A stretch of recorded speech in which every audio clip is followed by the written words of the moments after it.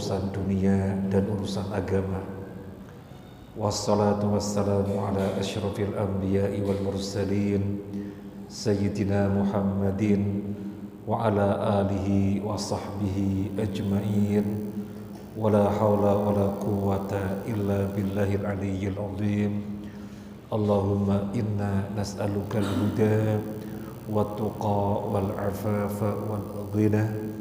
Allahumma inna nas'aluka ilman nafi'a wa rizqan thayyiban wasi'a wa amalan mutaqabbala, amin ya rabbal alamin. Para jamaah kajian kita Al-Wajiz fi Fiqh Sunnah wal Kitabil Aziz yang ditulis oleh Asy-Syaikh Ad-Doktor Abdul Azim Badawi rahimahullah wa ghafara lahu wa lana wa liwalidina wa li asatidina wa li masyayikhina wa li jamil muslimin wal muslimat, amin ya rabbal alamin. Terakhir kita sedang membahas sunnah puasa atau puasa yang disunnahkan. Yang pertama sudah kita bacakan, yaitu puasa 6 hari Syawal. Yang kedua puasa Arafah tanggal 9 Dzulhijjah bagi yang tidak berhaji. Yang ketiga puasa Asyura atau 10 Muharram dan diperintahkan untuk berpuasa sehari sebelumnya. Jadi 9 dan 10. Nabi SAW bersabda sebagaimana hadis yang sudah kita bacakan, kalau tahun depan saya masih hidup, saya akan berpuasa tanggal 9-nya. Karena para sahabat menyampaikan kepada beliau bahwasanya tanggal 10 Muharram itu orang-orang Yahudi pada puasa. Maka Nabi bersabda untuk menyelisihi mereka, kalau tahun depan saya masih hidup, saya akan puasa tanggal 9-nya. Jadi tidak tanggal 10 Muharram sendirian, tidak, tapi didahului dengan sehari sebelumnya, itu tanggal 9-10. Kalau kemudian tanggal 9-nya kelewatan karena suatu hal, maka bisa diganti 10-11, sehingga tanggal 10 tetap tidak sendirian, menjadi 10-11, kalau 9-10 kelewatan. Kemudian yang keempat, yang terakhir kita bacakan, siyamu aktsaril Muharram, berpuasa sebanyak-banyaknya di bulan Muharram.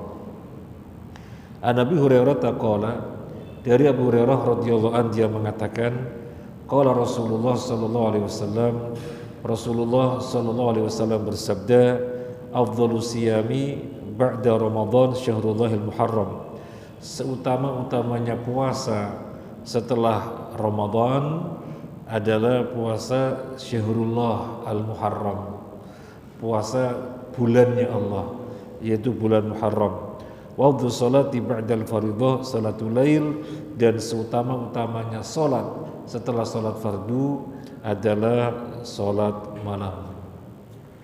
Berarti hadis ini menunjukkan puasa yang paling utama setelah salat, puasa yang paling utama setelah puasa fardu, yaitu puasa Ramadan, adalah puasa bulan Muharram. Sehingga memperbanyak puasa di bulan Muharram itu diperintahkan dan hukumnya sunnah, dan bahkan sebagai puasa paling utama setelah Ramadan. Di sini ada pertanyaan, kenapa Nabi bersabda puasa yang paling utama setelah Ramadan adalah puasa di bulan Muharram, tetapi di dalam prakteknya beliau tidak memperbanyak puasa bulan Muharram, tetapi beliau mempraktekannya puasa bulan Sya'ban. Kenapa bukan Muharram? Padahal itu puasa yang paling utama setelah Ramadan. Kita bacakan penjelasannya Imam An-Nawawi. Waqad ajaba An-Nawawi rahimahullah an iktsari Nabi sallallahu alaihi wasallam min shaumi fi Sya'ban dunal Muharram bi jawabaini. Imam An-Nawawi mengatakan Nabi memperbanyak puasa justru di bulan Sya'ban, bukan bulan Muharram, dengan jawaban salah satu dari dua. Kemungkinannya bisa dua. Yang pertama, la'allahu innama alima fadlahu fi akhiri hayatihi. Bisa jadi Nabi mendapatkan wahyu tentang puasa yang paling utama setelah Ramadan adalah puasa bulan Muharram, itu turunnya di akhir kehidupan beliau.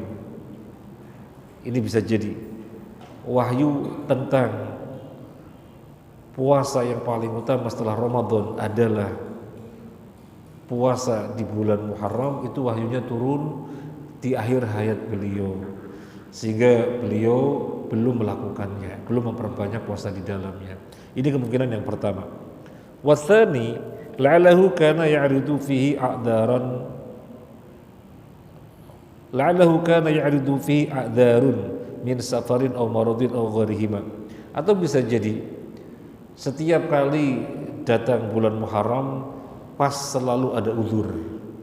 Bisa uzur safar, uzur sakit atau yang lainnya.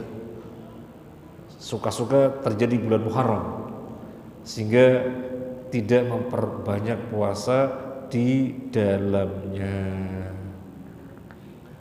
Ini jawabannya siapa? Ini jawabannya Imam An-Nawawi. Karena kita perlu penjelasan ini. Soalnya kan kita mengetahui Nabi memperbanyak puasa di bulan Sya'ban. Padahal beliau bersabda puasa sunnah yang paling utama setelah Ramadan adalah bulan Muharram. Kok memperbanyaknya Sya'ban? Maka demikian jawabannya, salah satu dari dua kemungkinan. Yang pertama tadi apa? Yang pertama tadi wahyu tentang hal ini turunnya di akhir hayat beliau, kata Imam An-Nawawi. Atau kemungkinan yang lainnya pas di bulan Muharram suka-suka ada uzur sehingga beliau tidak melakukan puasa. Nah, kemudian kita bacakan dari Al-Hafidz Ibnu Rajab rahimahullah. Wa ajaba bima hasiluhu tafdhilu shaum Sya'ban wa annahu binisbah li Ramadan kas sunnah ar-ratibah wa kaunu shaum fil Muharram afdal huwa bi'tibari at-tanafful al-mutlaq faladkhulu fihi shaum Sya'ban. Jawabannya Ibnu Rajab rahimahullah, puasa yang paling utama di dalam hadis disebutkan adalah puasa Muharram setelah Ramadan. Setelah Ramadan. Yang dimaksud adalah secara mutlak. Yang dimaksud adalah secara mutlak.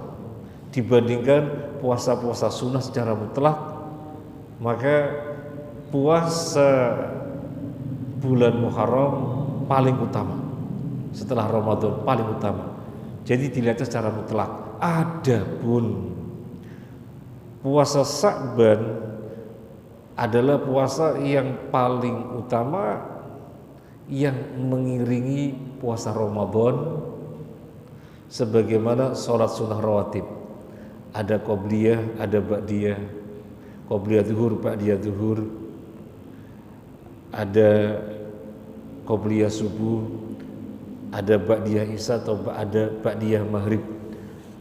Nah, sebagaimana sholat-sholat sunnah rawatib yang mengiringi sholat fardu, maka demikian pula puasa Sya'ban mengiringi Ramadan. Jadi yang dimaksud hadis Nabi,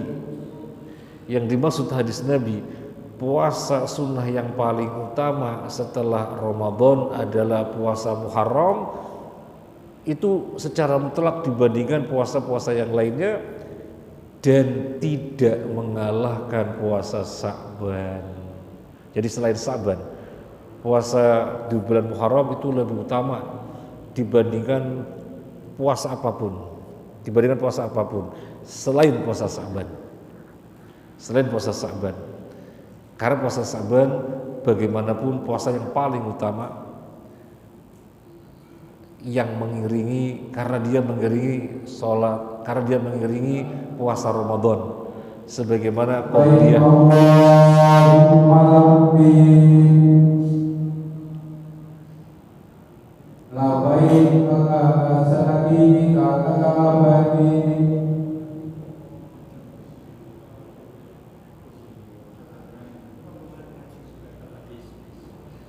orang lewat.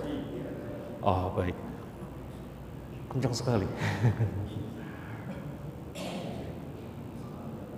Baik, jadi puasa sunnah yang paling utama tetap Sya'ban. Ini kata Ibnu Rajab, puasa sunnah yang paling utama tetap Sya'ban, karena dia adalah puasa yang mengiringi puasa Ramadan, sebagaimana sholat sunnah rawatib qobliyah dan ba'diyah mengiringi sholat fardu. Sehingga Nabi tetap memperbanyak puasanya puasa Sya'ban. Allahu a'lam. Allahu a'lam. Jadi ini penjelasan dari dua ulama besar. Yang pertama Imam An-Nawawi, yang kedua Imam Ibnu Rajab rahimahumullah. Terus yang mana? Ya di antara itu Allah alam. Ya di antara itu Allah alam. Mungkin saya ulangi lagi. Kalau Imam An-Nawawi menjelaskan Nabi memperbanyak puasanya Sya'ban bukan Muharram, padahal beliau bersabda puasa yang paling utama setelah Ramadan adalah Muharram. Kok memperbanyaknya Sya'ban? Kemungkinan yang pertama, wahyu tentang ini turunnya di akhir hayat beliau, sehingga beliau belum memperbanyak puasa di Muharram, karena wahyunya belakangan di akhir hayat beliau. Yang kedua, bisa jadi ketika datang bulan Muharram suka-suka ada udzur, sehingga beliau tidak melakukannya. Karena beliau ketika dihadapkan pada dua pilihan, beliau memilih yang lebih ringan selama tidak dosa. Ini puasa apa enggak ya? Soalnya ada kesibukan apa, milih tidak puasa karena itu yang lebih meringankan, soalnya ada kesibukan dan itu tidak dosa. Ini kata Aisyah, Nabi kalau dihadapkan pada dua pilihan, maka Nabi akan memilih yang lebih ringan selama tidak dosa. Baik, itu Imam An-Nawawi. Kemudian Imam Ibnu Rajab menjawab, kenapa Nabi berpuasa memperbanyaknya Sya'ban, padahal di dalam sabdanya beliau bersabda bahwa puasa Muharram adalah sebaik-baiknya puasa setelah Ramadan. Jawaban beliau, iya, sebaik-baiknya puasa setelah Ramadan dibandingkan sunnah-sunnah yang lainnya secara mutlak, dan tidak mengalahkan puasa Sya'ban, tidak mengalahkan. Puasa Sya'ban tetap yang paling utama, karena puasa Sya'ban itu puasa sunnah yang mengiringi puasa fardu itu Ramadan, sebagaimana sholat sunnah rawatib mengiringi sholat 5 waktu. Nah, sekarang kita lebarkan pembahasan. Di dalam hadis yang sama, Nabi bersabda, wa afdalu sholati ba'dal fardhu sholatul lail. Sholat yang paling utama setelah sholat fardu adalah tahajud. Sering dengar? Sholat yang paling utama setelah sholat fardu adalah tahajud. Berdasarkan penjelasan Ibnu Rajab, iya, sholat sunnah yang paling utama setelah sholat fardu adalah tahajud. Itu dibandingkan sholat-sholat sunnah secara umum tetap tidak mengalahkan sholat sunnah rawatib. Ini dengan pemahaman Ibnu Rajab, tetap tidak mengalahkan sholat sunnah rawatib, karena sholat sunnah rawatib adalah sholat sunnah yang mengiringi sholat fardu. Ini terus yang mana? Allahu a'lam. Ini penjelasan Ibnu Rajab. Untuk itu, kalau kita belum bisa menjadi ahli tahajud, paling enggak jangan ketinggalan sunnah rawatib qobliyah dan ba'diyah. Upayakan Syukur-syukur dua-duanya ahli tahajud dan ahli sholat sunnah rawatib. Syukur-syukur dua-duanya ahli. Tapi seandainya tahajud belum ahli, di mana setiap malam berapa rakaat ditambah witir, belum ahli. Artinya kadang ketinggalan, kadang dilakukan. Maka upayakan sholat sunnah rawatibnya. Bahkan dengan pemahaman Ibnu Rajab, sholat sunnah rawatib tetap yang paling utama dibandingkan dengan tahajud, karena tahajud kata Nabi paling utama setelah fardu dari sisi dibandingkan sholat sunnah secara umum, tetapi tidak mengalahkan sholat sunnah rawatib. Baik, kita lanjut. Sekarang yang berikutnya, puasa yang disunahkan adalah siyamu aktsari Sya'ban, memperbanyak puasa di bulan Sya'ban. Kalau tadi memperbanyak puasa di bulan Muharram. An Aisyah qalat, ma ra'aitu Rasulullah sallallahu alaihi wasallam istakmala siyama syahrin qattu illa syahr Ramadan wa ma ra'aitu fi syahri aktsar minhu siyaman fi Sya'ban. Aisyah menuturkan, aku tidak pernah melihat Nabi sallallahu alaihi wasallam menyempurnakan puasa 1 bulan penuh kecuali puasa Ramadan, dan tidaklah aku melihat beliau memperpuasa dengan memperbanyaknya kecuali di bulan Sya'ban. Jadi dari hadis Aisyah ini menunjukkan Nabi puasa full 1 bulan hanya di Ramadan. Adapun di Sya'ban beliau memperbanyaknya. Artinya tidak penuh 1 bulan tapi memperbanyaknya. Mungkin 26 hari, mungkin 27 hari, mungkin 28 hari. Intinya memperbanyaknya, tidak full. Tetapi para jemaah, ada riwayat yang sahih Nabi juga berpuasa di bulan Sya'ban 1 bulan penuh. Jadi bukan Ramadan saja yang 1 bulan penuh beliau berpuasa, tetapi bulan Sya'ban juga beliau berpuasa 1 bulan penuh. Terus gimana dengan hadis Aisyah yang sekarang kita bacakan? Aisyah mengatakan, aku tidak pernah melihat beliau puasa 1 bulan penuh kecuali Ramadan, dan aku tidak pernah melihat beliau puasa dengan memperbanyaknya kecuali di bulan Sya'ban.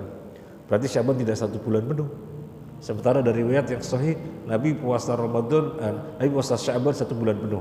Syekh bin Baz menjelaskan, memahami kedua riwayat yang zahirnya bertentangan ini dengan cara digabungkan. Gimana cara menggabungkannya? Di suatu tahun beliau bulan Sya'bannya penuh. Di satu tahun yang lainnya beliau bulan Sya'bannya tidak penuh. Jadi pernah penuh, pernah tidak. Ini cara menggabungkan kedua hadis yang zahirnya bertentangan. Caranya demikian. Nah, para jamaah rahimanullah, terlepas Nabi puasa Ramadannya penuh apa tidak, intinya disunahkan memperbanyak. Seandainya 1 bulan penuh ya boleh. Intinya diperintahkan untuk memperbanyaknya. Itu puasa di bulan Sya'ban. Nabi pernah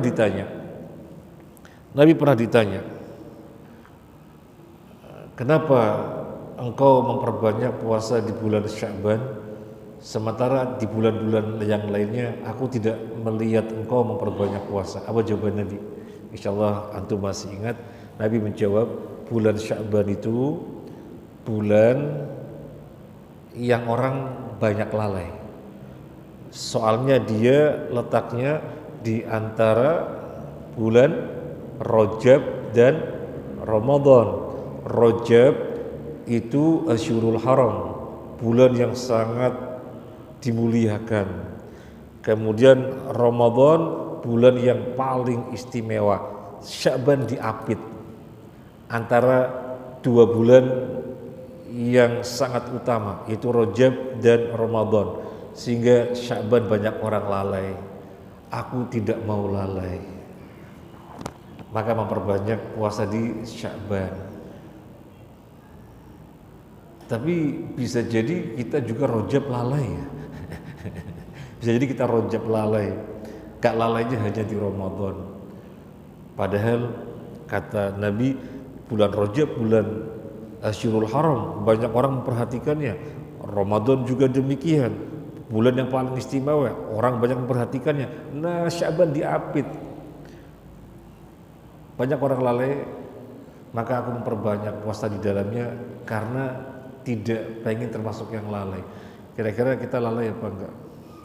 Kita Rajabnya lalai, Sya'bannya juga lalai. Allah yuwaffiquna. Nah, kemudian sekarang yang keenam, Al-Itsnain wal Khamis, puasa Senin dan Kamis. An Usama bin Zaid qala, inna nabiyallah kana yasumu yaumal Itsnain wal Khamis wa asil an dzalika faqal inna a'malal ibad tu'radu yaumal Itsnain wal Khamis. Usamah bin Zaid radhiyallahu an mengatakan Nabi sallallahu alaihi wasallam berpuasa di hari Senin dan Kamis, dan beliau ditanya sebab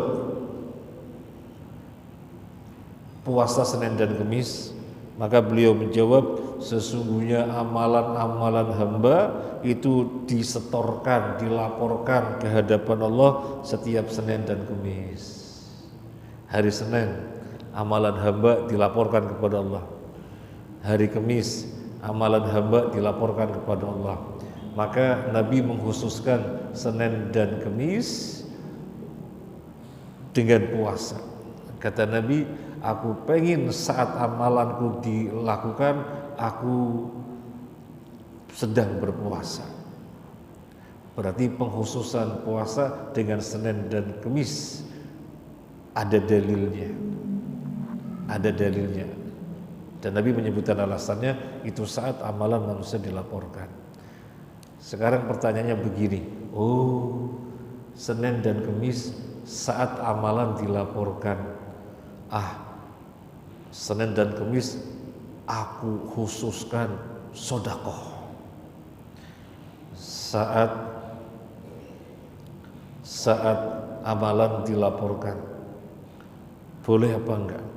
Senin dan Kamis aku khususkan qiyamul lail saat amalan dilaporkan, boleh apa enggak?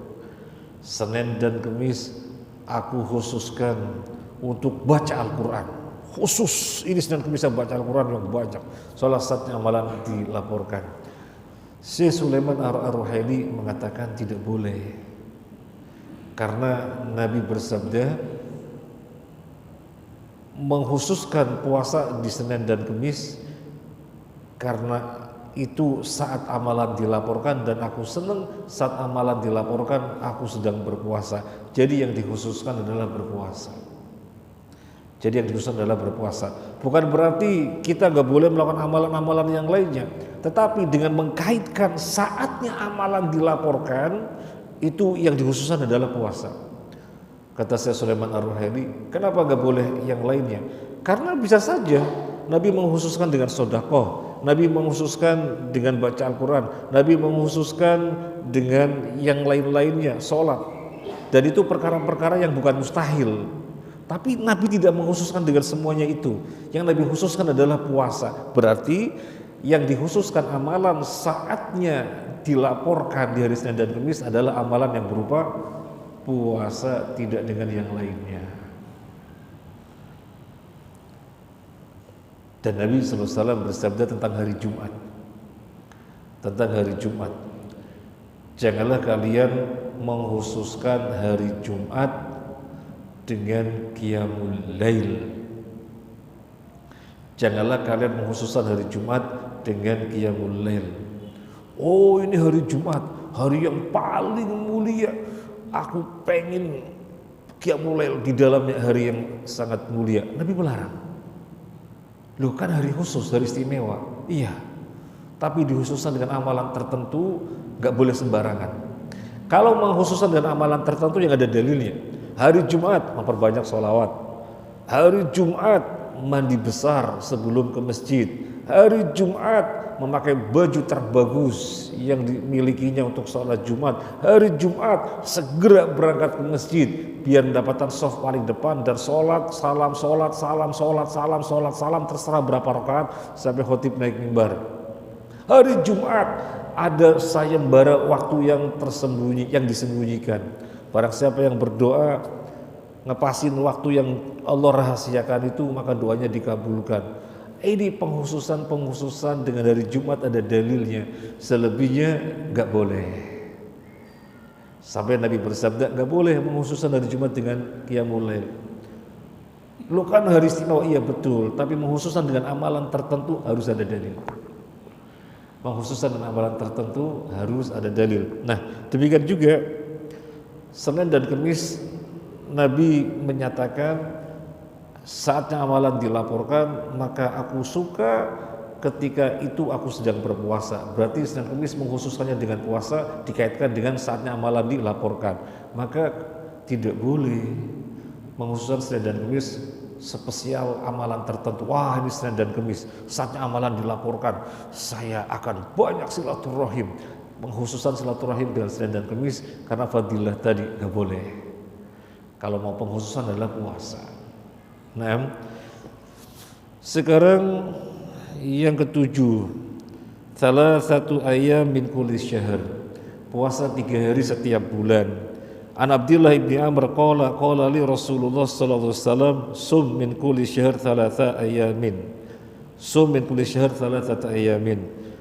Fa innal hasanah bi asyri amsalha wa dzalika mithlu siyamid dahr.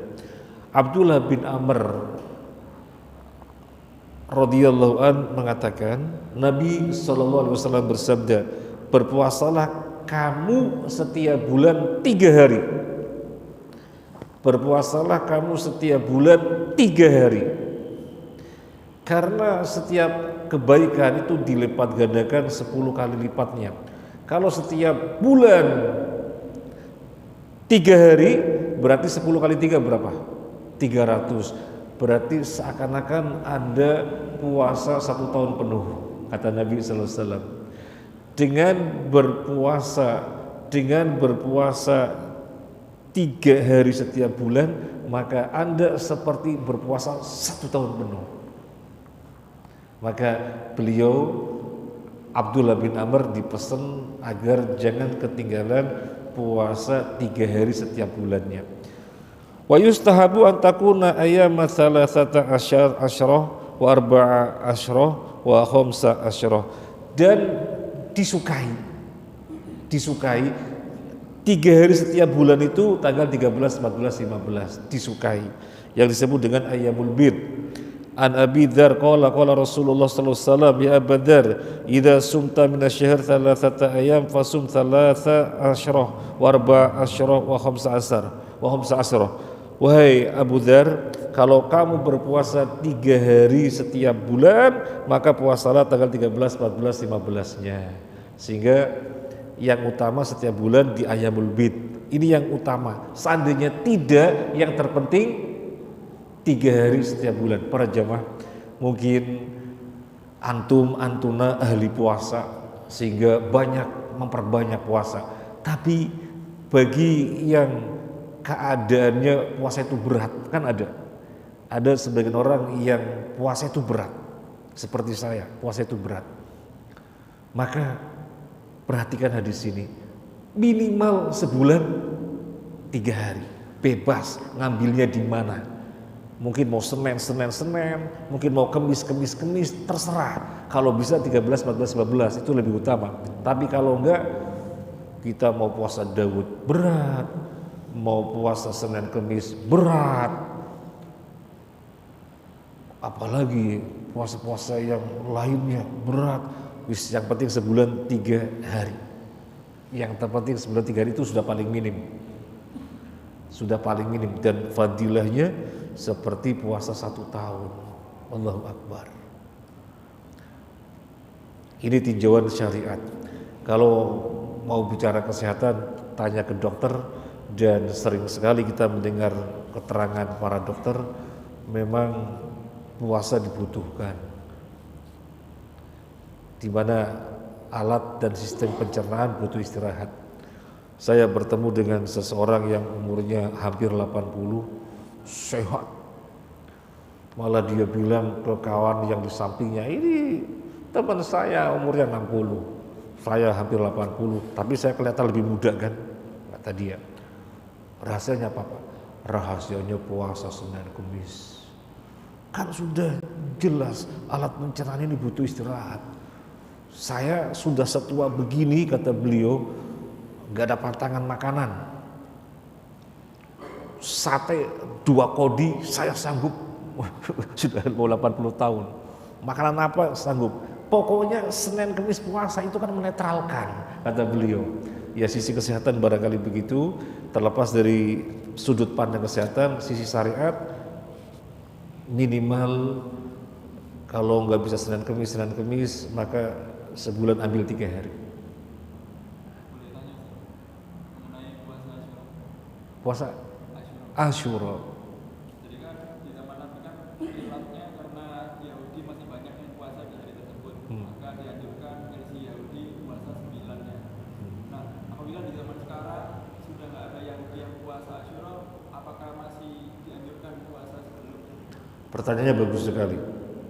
Nabi SAW puasa Asyura 10 Muharram. Kemudian para sahabat memberitahukan orang-orang Yahudi itu pada puasa 10 Muharram. Mereka mengagungkan 10 Muharram. Maka Nabi memerintahkan agar diselisihi. Kalau tahun depan aku masih hidup, aku akan puasa tanggal 9-nya, biar nggak sama. Karena itu tasyabuh. Tasyabuh nggak boleh. Menyerupai agama lain nggak boleh. Nah pertanyaannya, kalau zaman sekarang misalnya Yahudi nggak puasa 10 Muharram, sudah nggak lagi misalnya. Tapi apa nggak puasa lagi? Iya, Yahudi apa nggak puasa lagi 10 Muharram? Agak tahu ya. Misalnya ya. Misalnya Yahudi tidak puasa lagi 10 Muharram. Apakah kita cukup 10 Muharram? Karena kan berarti tidak menyelisihi gitu ya. Jawabannya adalah tetap puasa 9-10. Kalau tidak 9-10 maka 10-11. Kenapa? Karena syariat Nabi sudah final, nggak mengalami perubahan sampai hari kiamat. Syariat Nabi sudah final, tidak mengalami perubahan sampai hari kiamat, meskipun ada perubahan-perubahan pada keadaan. Yahudi, Majusi, ciri khasnya dulu mencukur jenggot, ciri khasnya. Maka Nabi katakan, khaliful Yahud wal Majus, a'fu alihya wa'fu asyawarib. Kama qala Nabi sallallahu alaihi wasallam, selisih Yahudi dan Majusi dengan membiarkan jenggot. Karena Yahudi dan Nasrani, karena Yahudi dan Majusi memotong, mencukur jenggotnya. Dan sekarang kan mereka malah pada berjenggot. Kan sekarang mereka malah pada berjenggot. Apa kemudian kita menyelisih, kita potong jenggot? Tidak. Karena syariat sudah final. Kemudian mereka tidak hitam. Dalam perjalanan zaman mereka melakukan penelitian sehingga mereka hitam. Apa kemudian kita tidak hitam?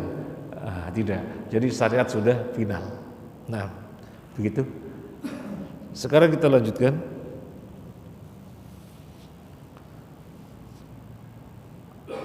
Nah, pernah kita ditanya, seseorang maunya puasa 13, 14, 15, tapi yang 13 kan gak bisa.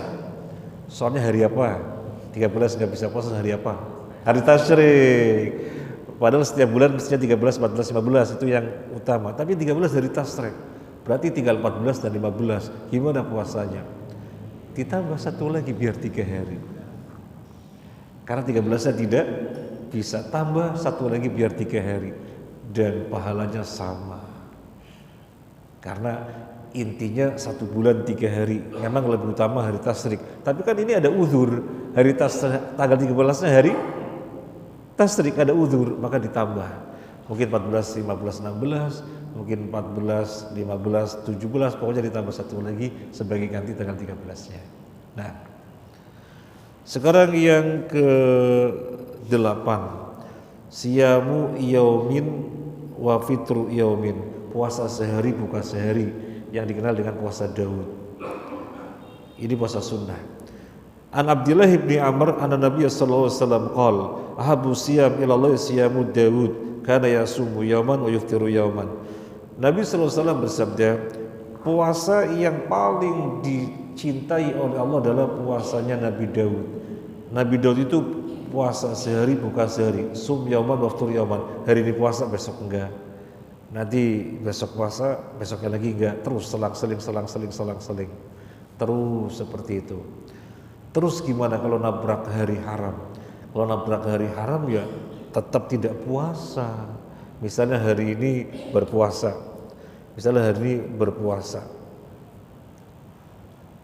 Lah besoknya hari haram.